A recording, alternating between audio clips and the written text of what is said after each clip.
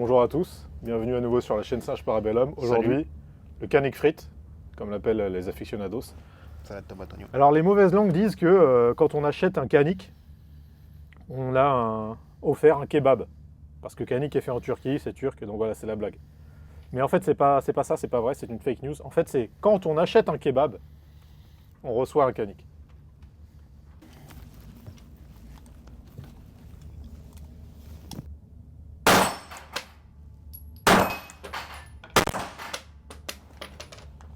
C'est une arme qui est une marque qui est de plus en plus connue, qui au début est arrivée avec des prix attractifs, un bon rapport qualité-prix. Maintenant, la qualité augmente et le prix aussi augmente chez Canik. Donc on va vous donner un avis objectif de cette arme. On va aussi vous donner un avis subjectif en vous donnant notre ressenti personnel. Mika, il l'a trouvé, quand on lui a montré cette arme, il l'a tout de suite trouvé moche, tu confirmes? Ouais. Il l'a trouvé moche. Alors c'est Sans vrai que blague. l'esthétique c'est un critère quand même dans les armes, même si on cherche évidemment l'efficacité en premier, mais quand même l'esthétique, on aime bien avoir des armes qui sont jolies, c'est comme ça. Là, on va faire un essai à vide. Moi c'est vrai que je suis comme Mika, la première fois que j'ai vu cette arme, je me suis dit mais en fait elle doit pas être faite en Turquie, elle doit être faite dans le Nord-Pas-de-Calais, parce qu'il y a un côté tuning, on dirait qu'elle sort d'un centre de réparation tuning. Un côté un peu Jackie, ouais. Ouais c'est ça, là il y a les ailerons là il y a les sièges baquets. Là, il y a la peinture époxy un peu dégueu aux couleurs de lance, les sang et or, là, c'est ça. Hein. Comme disait l'ami tout à l'heure, un peu maquette, quoi, peinture maquette. Quoi. Et les critères un petit peu objectifs. Je trouve qu'il a les qualités de ses concurrents. Moi, l'ergonomie de la poignée, je la trouve pas si mal, sachant qu'on peut en plus la modifier avec les backstraps. Là. Elle me fait penser un peu à une ergonomie de CZ. Je préfère quand même celle de CZ, mais celle-là, je trouve qu'elle est quand même intéressante. La détente ici, on voit que Canik a écouté un peu le marché. Elle est plate, ça c'est ce qu'on voit beaucoup maintenant. Et je la trouve très bonne.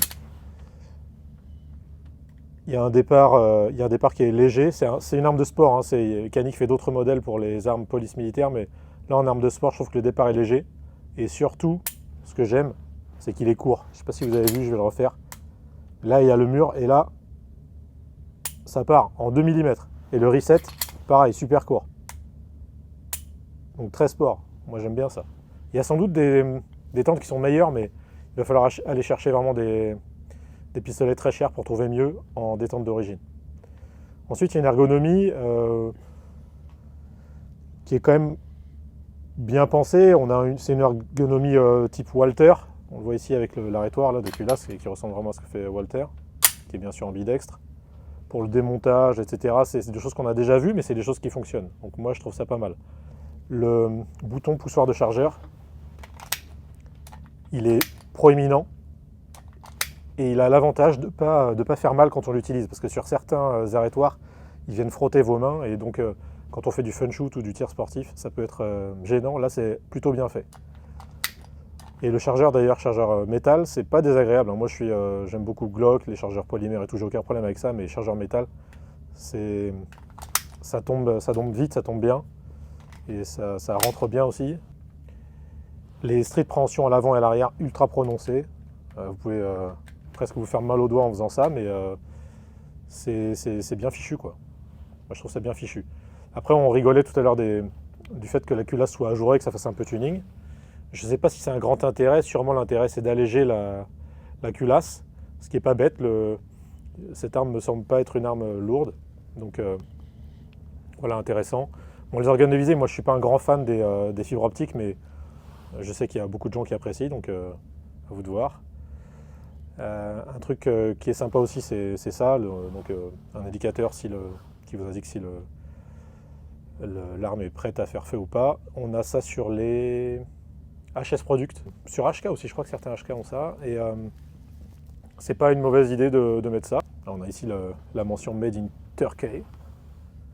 Okay. L'industrie de l'armement turc est fait de plus en plus parler d'elle, avec bien sûr la marque Canik, Canik fait beaucoup de marketing, beaucoup de pubs, donc c'est de plus en plus présent, ils font du boulot avec les armureries, ils dépensent des sous en marketing, mais on les avait déjà vus faire des clones, par exemple du MP5 d'HK, ce genre de choses. Donc c'est pas une nouvelle industrie, mais la Turquie a l'habitude de faire des armes, mais on entend de plus en plus parler de ces armes et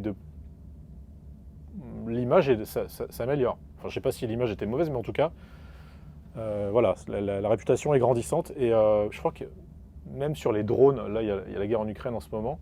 Je crois que l'Ukraine commande plein de drones turcs. Enfin voilà, c'est un pays qui devient, dont la réputation devient solide sur ces fabrications-là. Maintenant, je vais en dire du mal. Canik est réputé pour son rapport qualité-prix. Là, je trouve que ce n'est pas le cas. On est au-dessus des 1000 euros. Je trouve que pour ce budget-là, il y a des options qui sont peut-être meilleures. Vous pouvez rajouter un peu plus et aller chez CZ et trouver des choses qui seront meilleures. Vous pourrez peut-être descendre en prix et aller chez peut-être Glock 34 et trouver des choses qui seront presque aussi bonnes ou aussi bonnes, voire meilleures, ça dépend de votre avis. Moi, je préfère Glock malgré tout, mais objectivement, je ne peux pas dire que ce soit une mauvaise arme. Le truc que je trouve vraiment horrible, c'est bien sûr sa peinture. Je ne sais pas ce qu'ils ont fait là, mais il existe aussi en noir. Donc au pire, vous pouvez l'acheter en noir. Voilà, et ça passera peut-être plus inaperçu. C'est peut-être pas ce que vous voulez d'ailleurs, passer inaperçu. Peut-être qu'avec ça, vous voulez vous la péter. Bon, pourquoi pas, chacun son truc, hein.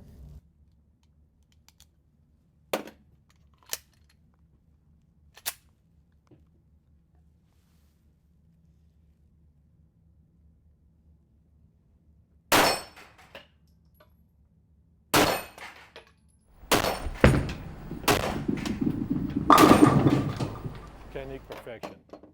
Il y a tellement d'autres choix. Il y a tellement d'autres choix que le mien ne se portera pas là-dessus, quoi. Donc au niveau de la détente, c'est pas ce que je vais reprocher à l'arme principalement.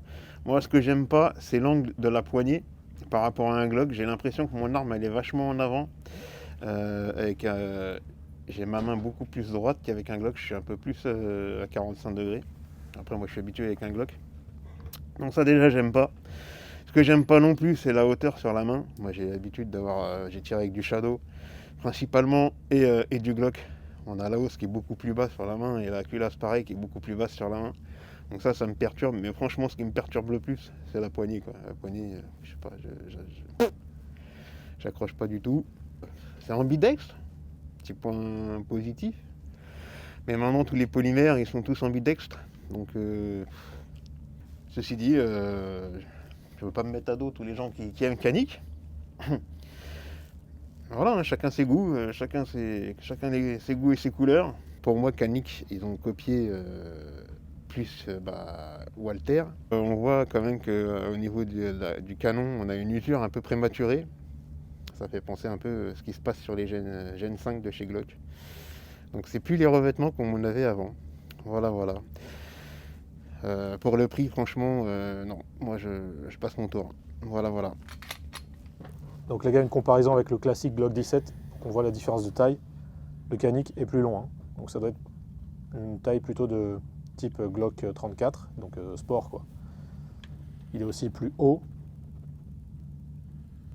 Maintenant on va le comparer avec un Glock 17L. Et là le 17L est bien plus grand. Enfin bien plus grand. C'est la taille au-dessus. Ouais, donc le Canik c'est la taille Glock 34 je pense.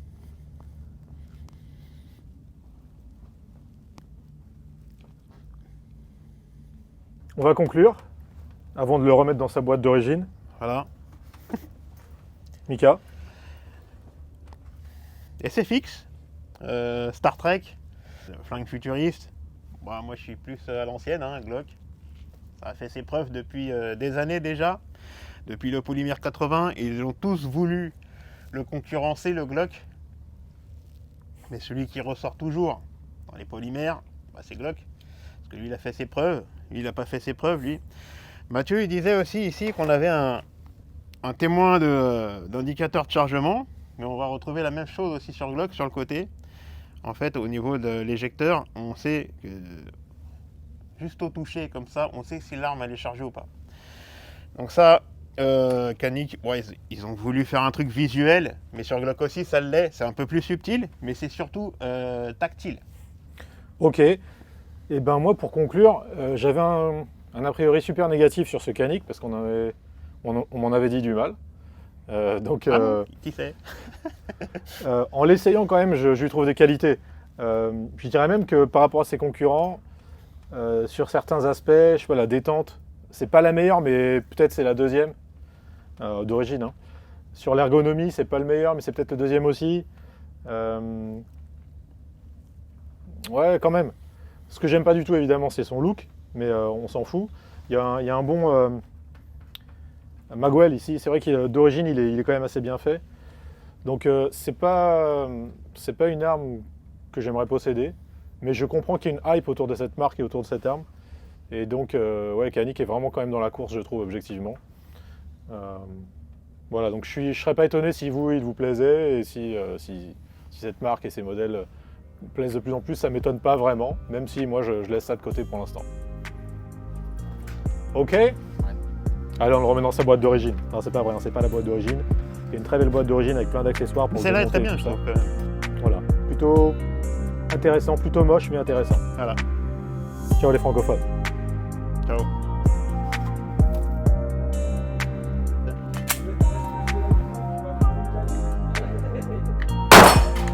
Hey, mais tu tires où? Toucher le gong là, sérieux? Explique-moi là. Genre, il arrive à toucher les gongs. Eh, tu tires où avec ce truc là? Bah dans le gong. Ouais, mais où?